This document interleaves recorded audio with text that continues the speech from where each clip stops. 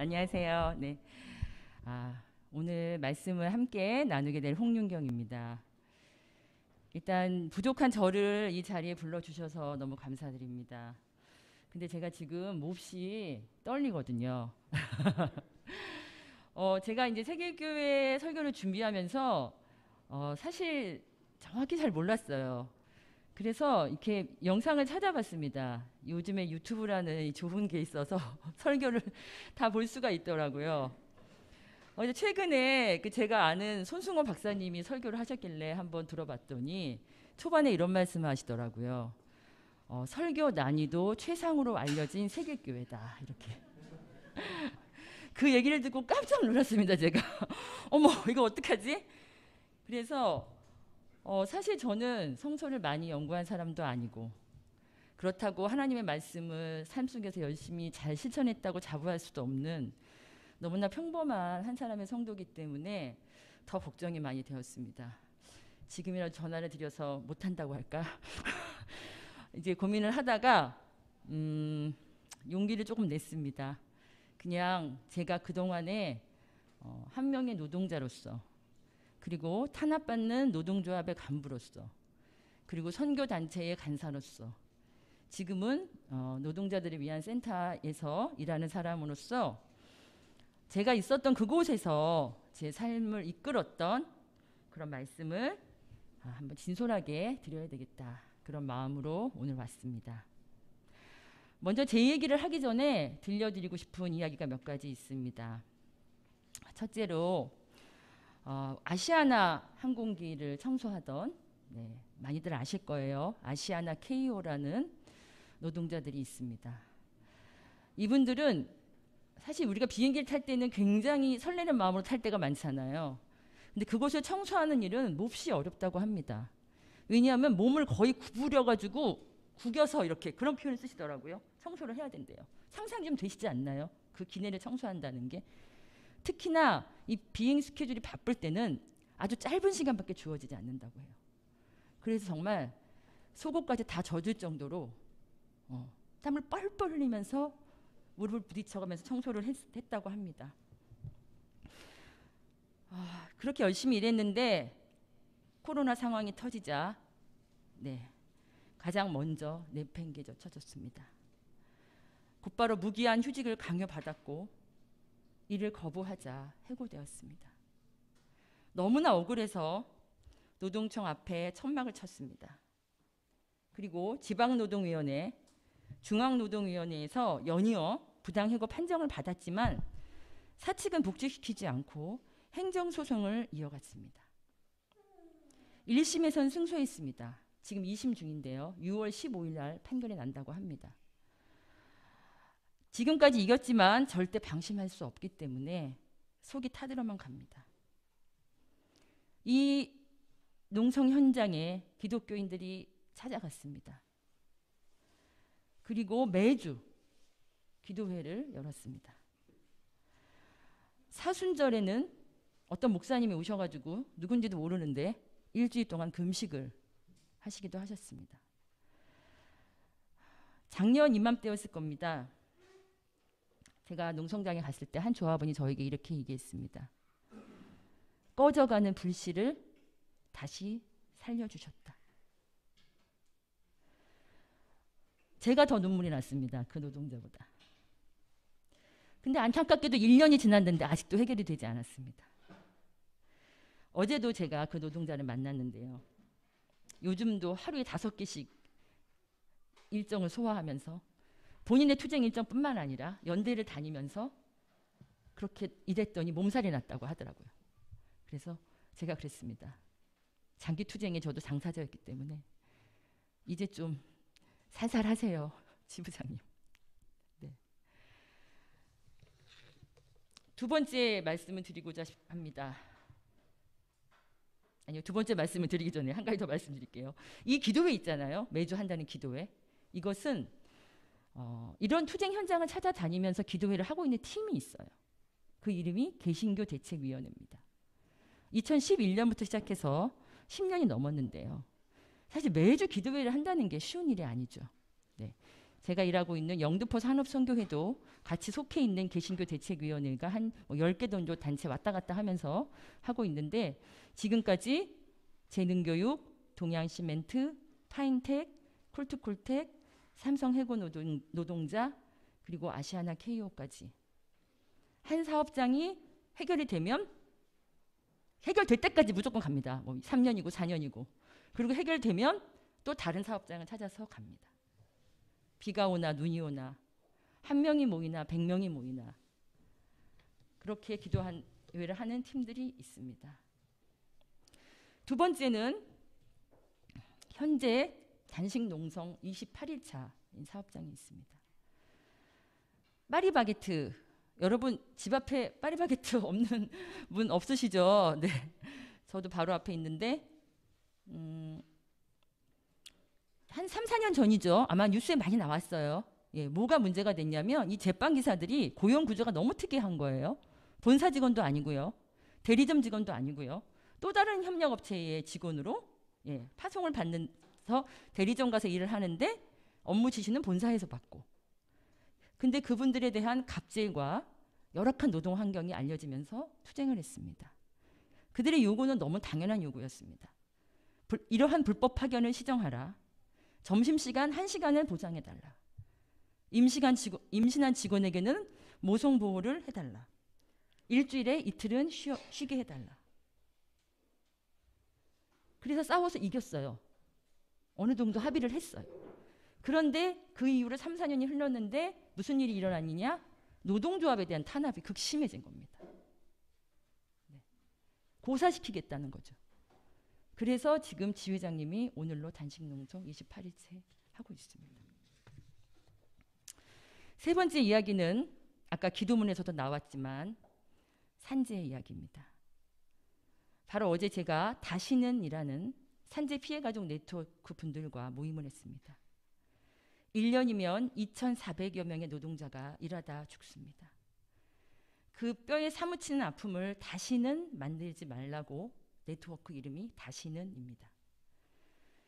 이들은 2020년 12월에 중대재해처벌법 제정을 위해서 국회 앞에서 칼바람을 맞으며 29일간 단식농성을 해서 언론에 조명되었었지요. 그때 24살 젊은 나이에 컨베이어 벨트에 끼어 목숨을 잃은 노동자 김용균 씨의 어머니 김미숙 씨는 이렇게 절규했습니다. 매일 6명 이상이 죽고 매일 6가족 이상이 지옥으로 갑니다. 나처럼 아파할 그들을 생각하면 조바심에 하루하루 피가 마릅니다. 이미 단식농성 20일 이상 됐을 때 한 말입니다. 매서운 추위와 코로나를 뚫고 절절하게 싸워서 많이 부족하지만 중대재해처벌법이 제정되었고 시행한 지 3개월이 되었습니다. 그런데 아직도 뉴스를 틀면 곳곳에서 산재 사고의 소식이 끊이지 않고 있습니다. 이분들은 어제 말씀하시더라고요. 앞으로 평생 다시 이런 일이 발생하지 않기 위해서 우리는 끝까지 활동하겠다고요. 이상 말씀드린 세 가지 이야기는 제가 지난 29년 동안 노동자 한 명의 당사자로서 또 현재는 지원하는 단체에 있으면서 만났던 수많은 사례 중 극히 일부입니다. 저는 그 치열했던 순간들 속에서 하나님의 모습을 만나고 발견했고 오늘에 이르렀습니다. 이제 제 얘기를 좀 드리고자 합니다. 저는 10살 때부터 교회 다니기 시작했어요. 고등학교 1학년 때 교회 부흥회에서 선교사의 꿈을 품게 되었는데 그때 저의 가슴을 뜨겁게 한 말씀은 이사야 43장 1절입니다. 그러나 이제 야곱아 너를 창조하신 주님께서 말씀하신다. 이스라엘아 너를 지으신 주님께서 말씀하신다. 내가 너를 속량하였으니 두려워하지 말아라. 내가 너를 지명하여 불렀으니 너는 나의 것이다. 아마도 너를 지명하여 불렀다. 이 부분에 꽂혔던 것 같아요. 네, 제가 굉장히 보수적인 교회에서 자랐거든요. 저에게 소명의식은 굉장히 중요한 과제였나 봅니다. 그래서 그 소명에 응답하는 데 몰두해 있던 저는 제가 80년대 후반 학번인데요. 네, 87학번입니다. 87년도 아시죠? 여기 교회 창립일이 87년 3월 8일이시더라고요. 여성의 날이어서 그런 건 아니시죠? 그런데 그때 저는 뭘 했냐? 데모 한 번은 안 나갔습니다. 캠퍼스에서 전도만 했습니다. 물론 마음으로는 응원을 했어요. 그런데 저는 영화 미션이라는 걸 혹시 보셨는지 모르겠는데요. 네, 그걸 제가 대학 입학 전에 봤는데 거기에 나오는 신부님들 중에 총을 들고 나가는 신부가 아니라 뒤에서 기도하는 신부가 돼야 되겠다. 그게 저의 소명이라고 생각했어요. 그리고 열심히 선교 활동을 하다가 마침내 4학년 여름방학 때 취업 준비는 뒤로 밀고 무려 40일 동안 아프리카 케냐로 단기 선교 여행을 떠납니다. 그리고 다녀와서 나는 평신도 선교사가 되어야겠다. 그런 마음가짐으로 우리나라의 대표적인 기독교 기업인 이랜드에 입사했습니다. 그래서 앞에서 이랜드는 매주 예배드리거든요. 네, 그 찬양팀 리더도 하고 성경 공부 리더도 하고 이렇게 열심히 일도 하고. 그런데 제 마음속에서는 케냐에서 만났던 그 까만 피부, 그 까만 눈동자에 그 가난한 아이들이 계속 떠오르는 거예요. 그리고 과연 나의 소명은 이게 맞나? 이런 고민을 했습니다. 근데 정말 아이러니하게도요. 제가 평신도 선교사가 되겠다고 이랜드에 입사를 했잖아요. 그런데 3년 만에 같은 이유로 평신도 선교사이기 때문에 제가 뭘 했냐? 노동조합 창립 발기인이 되었습니다. 어떤 사람은 굉장히 의아하게 얘기합니다. 그랬어요? 그게 같은 건가요? 심지어 저는 초대 부위원장이었습니다. 노동조합의 노자도 몰랐는데요. 선교와 노조 활동이 완전히 다른 것이라 생각할 수도 있지만 저는 같은 일이라고 생각했습니다. 보수적인 신앙의 교회에서 배운 대로 생각해도 서로 통하는 일이었습니다. 왜냐하면 노동조합은 한 사람을 살리는 일이었기 때문입니다. 차별받고 해고당하고 그러면서도 힘이 없어 외치지 못하는 노동자들에게 노동조합은 복음이라고 기쁜 소식이라고 저는 생각했습니다.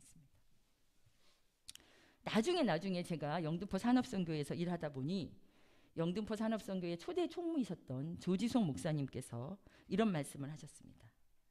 나는 노동조합 운동이 노동자의 권익을 지키는 유일한 방법은 아닐지 모르지만 그래도 가장 좋은 방법이는 틀림없다고 믿는 사람이다. 그런 의미에서 나는 노동조합을 노동자들의 교회라고 생각했다. 노동조합에서 인간의 권리가 무엇인가를 배우고 민주주의를 배우고 이웃사랑을 배우고 희생과 봉사를 배우고 의를 위하여 고난받는 것이 무엇인지도 배우며 사회의 정의와 노동자의 권익을 위해 싸우는 것도 실천적으로 배우고 참 평화가 무엇인지 배울 수 있기 때문이다. 그래서 노동조합은 노동자 구원의 도구라고 생각하지 않을 수 없었다. 이 놀라운 말씀을 접하고 저는 내 생각이 틀리지 않았구나. 왠지 뒤집어쓰는 그런 기분이었습니다. 이 말씀이 제가 오늘 2권의 책을 선물로 가져왔는데요. 작년에 나온 영등포 산업선교회 아카이브 북 제일 뒷표지에 이 말씀이 있습니다. 그렇게 시작한 노조 간부로서의 삶은 17년간이나 저를 붙잡았고 비정규직 문제 등으로 장기 파업을 3번이나 하게 했습니다. 그러면서 4번 해고되었고 3번은 복직되었으나 마지막 해고는 끝내 복직하지 못하고 현재도 해고자 신분입니다. 또 구속되는 아픔도 겪었습니다. 하지만 노동조합을 하면서 행복하고 보람되었던 순간이 더 많았던 것 같습니다. 억울한 한 사람, 부당하게 차별받는 한 사람, 쫓겨나는 한 사람의 하소연을 듣고 그걸 해결하기 위해 노력하고 마침내 기쁨의 눈물을 흘리게 되었을 때 그 벅차 올랐던 감격을 잊을 수 없습니다. 이 시기에 저에게 다가온 말씀이 바로 오늘 우리가 함께 읽은 마태복음 25장입니다. 지극히 보잘것 없는 한 사람. 이 사람은 누구일까요? 이에 대해 고민하고 있을 때 제가 정말 죽을 때까지 잊지 못할 순간을 맞이합니다.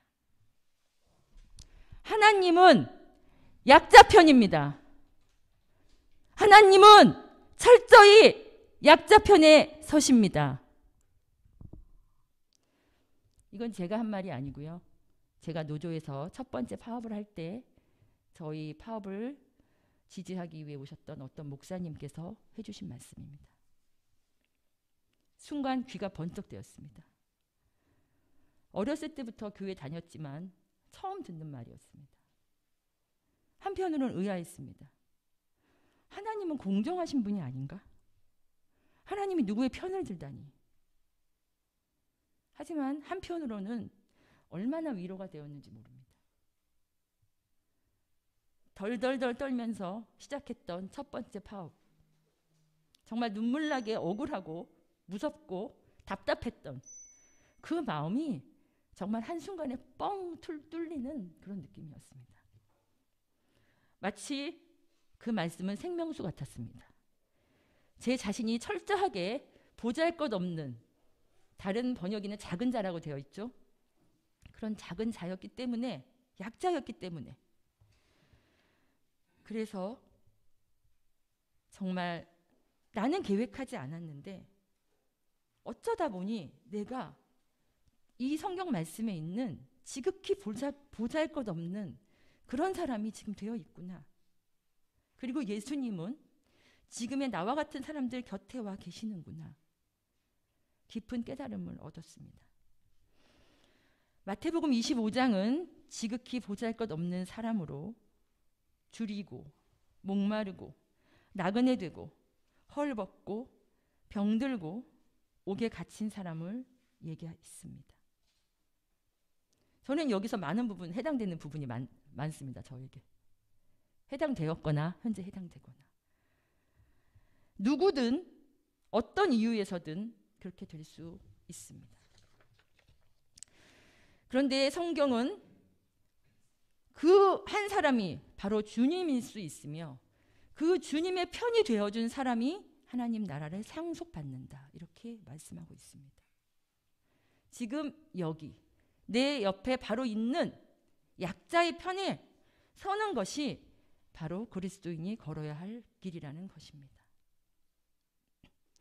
제가 약 5년 전에 CBS 새롭게 하소서라는 방송에 출연한 적이 있어요. 그때도 제가 이제 하나님은 약자 편이다 이런 얘기를 했습니다. 방영이 되고 나서 좀 한참 지난 다음에 내가 무슨 얘기했는지도 궁금해가지고 다시 유튜브를 찾아봤어요. 그런데 거기 그 댓글이 있잖아요. 어떤 사람이 이런 댓글 남긴 거예요. 하나님께서 언제부터 약자의 하나님이라고 말씀 어디에 나와 있습니까? 하나님께서는 약자와 강자 모두에게 공평하신 하나님이신데 말씀에도 없고 하나님의 성품도 아닌 사상을 가져다가 하나님의 뜻인 것처럼 포장하지 마십시오. 저는 이 댓글을 보고 웃음이 나왔습니다. 왜냐하면 옛날에 내가 생각하던 거하고 비슷했거든요. 그래서 그 밑에 혹시 누가 답글을 달았나 봤습니다. 답글이 여러 개 달렸더라고요. 이런 답글이 있었습니다. 고아와 과부를 위하여 정의를 행하시며 나그네를 사랑하여 그에게 떡과 옷을 주시나니 너희는 나그네를 사랑하라. 전에 너희도 애굽 땅에서 나그네 되었음이니라. 신명기 10장 18에서 19절. 이뿐만 아니라 성경에 하나님은 약자 편이라고 생각되는 말씀을 다 적어놓은 거예요. 신명기 24장 19절, 에스겔 22장 29에서 31절, 말라기 3장 5절, 야고보서 1장 26에서 27절. 시간 관계상 다 읽을 수는 없고요. 이걸 보면서 제가 그래, 누군가 나보다 성경을 많이 하시는 분이 이렇게 잘 답글을 달아주셨구나. 네, 여러분 어떻게 생각하십니까? 하나님은 약자편인 것 같습니까? 마태복음 25장 말씀에서 또 하나 제가 주목하는 것은 지극히 보잘것없는 사람 하나라는 것입니다. 사람들이 아니라 보잘것없는 사람 하나. 제가 노조 활동하는 기간은 한 사람의 소중함을 깊이 느낄 수 있는 시간이었습니다. 제가 17년 동안 정말 많은 사람들을 만났는데요. 그 기간의 희노애락을 돌이켜보면 대부분 누군가 한 사람 때문이었습니다. 만약 노조 활동하는 17년 중에 제일 힘든 순간이 언제였냐고 묻는다면 저는 해고되었을 때 아니고요. 구속되었을 때도 아니고요. 투쟁에 승리하지 못했던 때도 아니고요. 가장 힘들었던 순간은 바로 제 옆에 제가 정말 믿었던 그 한 명의 동지가 떠날 때였습니다. 가장 앞장서서 싸웠던, 그리고 언제까지나 함께할 것이라 믿었던 그 한 사람의 얼굴을 보지 못했을 때 너무 슬프고 허탈했습니다. 아무것도 하기 싫고 힘이 빠졌습니다. 그런데 놀랍게도 그 순간을 이기게 해준 것도 또 다른 한 사람이었던 것 같아요. 그는 구석에 묵묵하게 있어서 평소에는 잘 눈에 띄지 않는 사람이었습니다. 하지만 그의 그 담담하고 따뜻한 눈빛이 저를 다시 일으켜 세워주었습니다. 두 가지 말씀, 성경 말씀했죠. 세 번째 마지막 말씀은 제가 현재 하고 있는 사역의 밑거름이 되어주는 마태복음 20장입니다. 오늘 함께 읽었죠. 여기서 포도원 주인은 새벽 일찍부터 와서 일한 사람이나 오후 5시에 와서 1시간밖에 일하지 않은 사람이나 구분하지 않고 똑같이 하루 품삯을 주며 나중 온 사람, 이 오늘 본문에서는 마지막 사람이라고 되어 있던데요. 같은 품삯을 주는 것이 나의 뜻이다라고 이야기합니다. 여기서 이 마지막에 온 사람은 게으른 사람이 아니라 소외된 사람이고 주류 노동시장에서 밀려난 비정규직을 연상시킵니다. 그래서 그 마지막에 온 사람에게 일은 조금 했지만 같은 품삯을 주는 것은 바로 위에서 얘기한 마태복음 25장에서 우리가 함께 본 약한 자의 편, 이거와 일맥상통한다고 생각했습니다. 이것이 바로 하나님 나라가 제시하는 진정한 공정이고 진정한 평화가 아닐까요? 저는 노조 활동 때문에 4번째 해고가 된 후 대법원까지 패소해서 아직 복직을 못하고 있습니다. 그 다음에 이제 파업이 끝나고 2년간 시름시름 앓다가 11년 전에 영등포 산업선교회에서 일하기 시작했습니다. 그리고 작년 10월부터는 영등포 산업선교회가 수탁을 받은 영등포구 노동자 종합지원센터에서 일하고 있습니다. 영등포 산업선교회는 1958년도에 설립되었는데요. 이 지극히 보잘것없는 한 사람, 그리고 마지막에 온 한 사람에게 오롯이 주목하며 노동자들의 편에 서서 지금까지 사역을 해왔다고 자부할 수 있습니다. 그러면서 비정규직을 비롯한 노동이라는 주제, 이게 교회 내에 제가 지금 노동에 대한 설교를 하고 있죠. 설교, 그리고 기도, 성경 공부 이런 데에 좀 자연스럽게 이야기 되기를 바라는 마음으로 나중에 온 이 사람에게도 비정규 노동 선교 핸드북이라는 책, 제가 오늘 가져온 또 다른 책인데요. 이 책을 발간했습니다. 근데 안타깝게도 2쇄를 찍지 못해가지고요. 잘 안 팔려가지고요. 아무튼 시중에 살 수 없어요. 그래서 제가 오늘 갖고 왔는데 지금 몇 권 남지 않았습니다.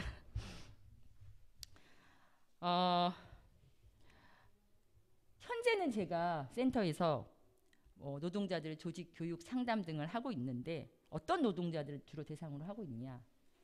아파트 경비 노동자, 그리고 초고층 현대식 건물들이 즐비한 여의도 업무직을 하고 있어요. 거기서 시설, 미화, 경비 등을 담당하는 노동자. 만약에 이분들이 하루만 일하지 않아도 아름다운 봄 꽃길이 쓰레기 더미로 변해버릴 수 있는 환경관리 노동자. 코로나 시대 더욱 어려워진 이동 노동자, 뭐 배달, 택배, 퀵서비스 이런 노동자들이죠. 그리고 마찬가지로 코로나 시대에도 묵묵히 역할을 수행하고 계신 돌봄 노동자, 극심한 감정 노동에 시달리는 콜센터 노동자 등등등 이런 노동자들이 저는 바로 현재의 보잘것없는 한 사람, 마지막에 온 사람, 우리가 섬겨야 할 그런 약자라는 생각 때문입니다.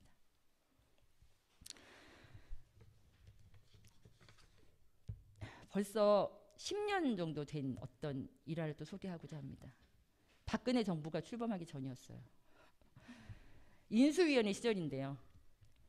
여러분 쌍용 자동차라는 대표적인 그 노동자 투쟁의 사업장을 아실 겁니다.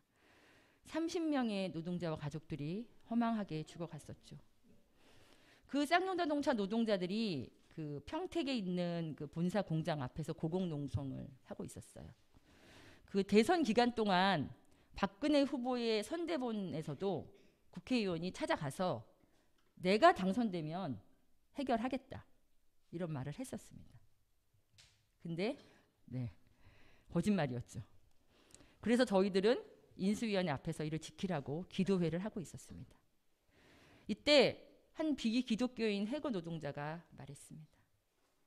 하나님께서 땅으로 내려오시지 않으니 우리가 자꾸만 하늘로 올라가는 것이 아니겠냐고요. 노동자들이 유난히 고공농성을 많이 했습니다. 그 고공농성 현장에 갈 때마다 저는 이 말이 기억이 났습니다. 그리고 참 가슴이 아팠습니다. 그 말은 당신들이 말하는 하나님의 정의가 도대체 어디에 있느냐 하고 따지는 것 같았습니다. 당시 기도회 사회를 보고 있었는데요. 저는 무슨 말이라도 해야 될 것 같아서 이렇게 말했습니다. 하나님께서 이 자리에 와 계십니다. 우리가 미처 느끼지 못하지만 우리 안에 역사하고 계시고 언젠가 우리 손을 잡고 우리를 복직시켜 주실 것입니다. 그러나 전 사실 자신이 없었습니다. 그렇게밖에 얘기할 수 없는 제 자신이 부끄럽기도 했습니다. 존경하는 세길교회 성도 여러분, 저는 오늘 그 노동자의 절규에 대해서 이렇게 말하고 싶습니다. 바로 우리가 그 눈물 흘리는 노동자들의 손을 잡아주는 하나님의 모습이 되어야 한다고요. 예수님께서 하나님의 몸으로 하나님이심에도 불구하고 이 땅에 오셔서 저희들과 함께 하셨듯이 지금은 우리가 바로 그 모습이 되어야 한다고 생각합니다. 우리가 왜 노동의 문제에 주목해야 할까요? 아마도 노동은 나와 가족의 생존과 가장 직결된 그런 절실한 문제이기 때문이 아닐까 싶습니다. 모든 노동이 존중받고 모두가 행복한 노동을 할 수 있는 사회가 저는 하나님 나라라고 생각합니다. 다음 주일 5월 1일이 바로 세계 노동절입니다. 무려 132주년이 되었습니다. 전 세계 수많은 선배 노동자들이 피와 땀으로 싸워서 지금 우리가 당연하게 여기고 있는 8시간 노동제를 쟁취했습니다. 그래서 이날은 노동자들의 축제의 날이기도 합니다. 제가 오랫동안 몸담고 있는 영등포 산업선교회에 속한 예장 통합에서는 1959년에 굉장히 오래됐죠. 3월 10일 앞주일을 노동주일로 제정했더라고요. 그때 왜 3월이었겠어요, 그때는? 그렇죠. 근로자의 날이 1958년도에 만든 근로자의 날이 3월 10일이었거든요. 그 이후요. 근데 그때는 이름이 노동절이었어요. 근로자의 날이 아니고 1958년도에는 1963년에 근로자의 날로 바뀌었고요. 그다음에 1994년도에는 다시 5월 1일을 되찾긴 했어요. 그런데 날의 이름은 아직도 근로자의 날입니다. 우리나라 참 이상해요. 노동부잖아요. 근데 법은 근로기준법이에요. 어쨌든 그래서 1994년도에 근로자의 날이 다시 5월 1일이 되었는데요. 1994년도는 제가 노동조합 만들고 첫 번째 맞이한 노동절이었어요. 그 날을 잊을 수가 없습니다. 그 노동절 날 처음으로 제가 노동절 집회에 나가서 수많은 노동자들과 함께 거리에서 정말 우리의 권리를 외치며 해방을 느꼈던 그 순간을 잊을 수가 없는데, 그 이후에 영등포 산업선교회에서는 3월 둘째 주가 아니고 5월 1일 직전 주일로 노동주의를 바꾸자고 여러 해 동안 청원을 해가지고 지금 이제 됐습니다. 그게 2015년인가 돼가지고 5월 1일 직전 주일을 노동주일로 지키고 있습니다. 그래서 오늘이 노동주일입니다. 오늘 오후 3시에는 저희 영등포 지역의 양평동 교회에서 오후 예배 시간에 노동주일 기념 예배를 드릴 겁니다. 그래서 제가 오늘 세계교회가 노동주일 기념 예배라고 해가지고 깜짝 놀랐습니다. 네, 이렇게 지키는 교회가 별로 없거든요. 네. 언제부터 어떤 이제 과정을 통해서 노동절 기념주일을 지키게 되셨는지 모르겠지만, 이러한 뜻깊은 날에 제가 설교를 할 수 있었던 것이 정말 큰 영광이자 기쁨입니다. 제가 서두에 말씀드렸던 그 산재 피해 가족 네트워크 다시는 그분들하고 이제 어저께 여러 가지 얘기를 했어요. 영등포 산업선교회가 어떻게 노동자들과 함께 투쟁해 왔는가 이런 얘기를 하고 나서 그분들이 소감을 얘기하는데, 한 분이 이런 말씀을 하시더라고요. 한 어머님이셨습니다. 산재 사망자 어머님이셨는데 작은 진주를 발견한 것 같다. 네. 그리고 또 한 분은 따님이셨는데 본인이 기독교인이라고 밝히셨어요.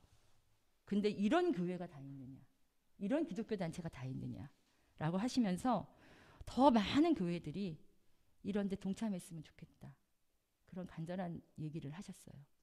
그래서 오늘 세계교회로 오는 저의 발걸음이 너무나 가볍고 또 너무 감사했습니다. 이런 교회들이 점점 더 많아지기를 간절히 원합니다. 이제 말씀을 마무리하고자 합니다. 시계도 안 보고 시작을 해가지고 얼마나 됐는지를 모르겠네요. 네. 교회가 굉장히 많잖아요, 우리나라에. 네. 모여서 하늘의 이야기만 해서는 안 되겠죠. 그리고 기독교인들이 하나님을 너무 열심히 잘 섬겨요, 정말 우리나라 기독교인들이. 그런데 그러느라고 내 옆에 있는 이웃을 등한시해서는 또 안 된다고 생각합니다. 오늘 우리 본문 말씀처럼 지극히 보잘것없는 한 사람, 그리고 제일 마지막에 온 한 사람, 그 사람에게 깊이 관심을 기울이고 그리고 실질적인 도움을 줄 수 있는 우리 세길교회가 되시기를 간절히 바랍니다.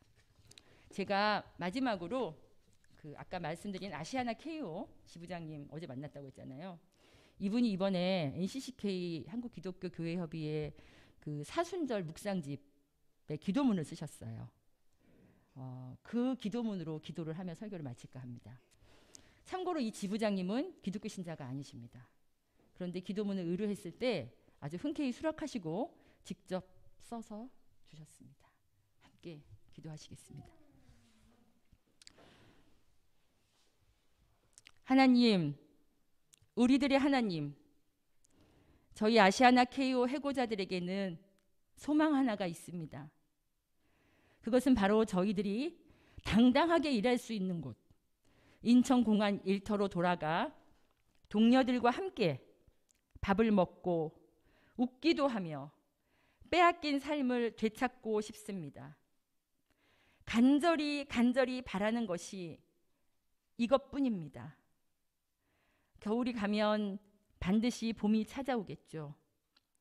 아시아나 KO 해고 노동자들이 그리 멀지 않은 봄에 꼭 일터로 돌아갔으면 좋겠습니다. 끝나지 않을 것 같은 부당한 시간의 혹독함 속에서도 봄, 여름, 가을 그리고 겨울을 아시아나 KO 해고 노동자들과 함께 고통을 나누고 있는 이들이 있어 숨을 이어갑니다. 개신교 대책위원회 목사님들과 함께한 시간은 아픔과 상처를 치유하기에 충분한 시간이었습니다. 이제는 가족보다 더 가까운 사이가 되어 만나면 반갑고 든든한 동지가 되어 해고자들을 위해 기도하는 목사님이 우리들에겐 하나님이십니다.